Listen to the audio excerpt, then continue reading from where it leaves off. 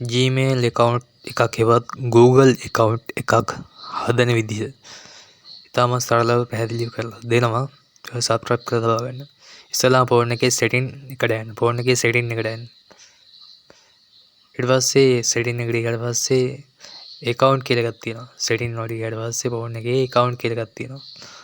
Phone එකේ setting ලකුණු ගියාට පස්සේ account කියලා එකක් තියෙනවා. ඒක ඔබන්න. ඊට පස්සේ account වර්ග තියෙනවා. Gmail කලින් හදපු account තියෙනවා. ඊට පස්සේ යටම තියෙනවා add account කියලා එකක්. ඒක ඔබන්න add account කියන එක ඔබන්න.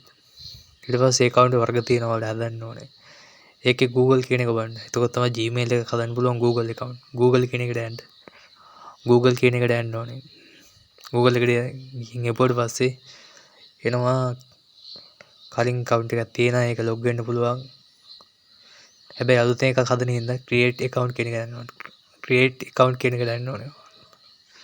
ඊට පස්සේ personal එකක් හදන්න පුළුවන්, business එකක් හදන්න පුළුවන්. ඔය දෙකෙන් කැමති එකක් ඔබන්න. business කියලා හිතමුකෝ. දෙකම එක වගේ. business කියන එකෙන් අපි හිතමු දැන් business. ඊට පස්සේ ඒකට ගියාට පස්සේ first name එක අහන last name එක අහනවා. නමේ මුලයි දෙවෙනි එකෙන් නමේ අග කැල්ල අහනවා. ඔයාගේ තොරතුරු එක දාන්න ඕනේ. ඊට පස්සේ birthday එකේ ඉස්සලාම month එක මාසේ දිනේ අවුරුද්ද කියලා එකක් තියෙනවා. පල්ලෙහා තියෙන ඊට පස්සේ male female නම් ගෑනු male නම් පිරිමි. ඒ වගේ මේ දෙකෙන් එකක් දාන්න. අනිත් එක වැදගත් වෙන්නේ නැහැ. මේ දෙකෙන් එකක් දාන්න.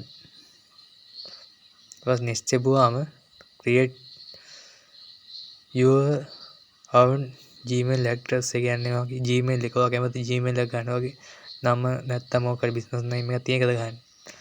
ඒක බලන්න next කරපුවම password එකක් අහනවා.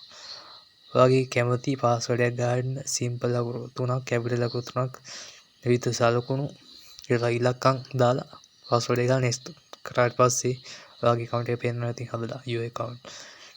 ඊට පස්සේ ඒක ඔබන්න. ඔයාගේ account එක පේනවා. ඒක click කරන විදිහ your account click එක ඔබන්න.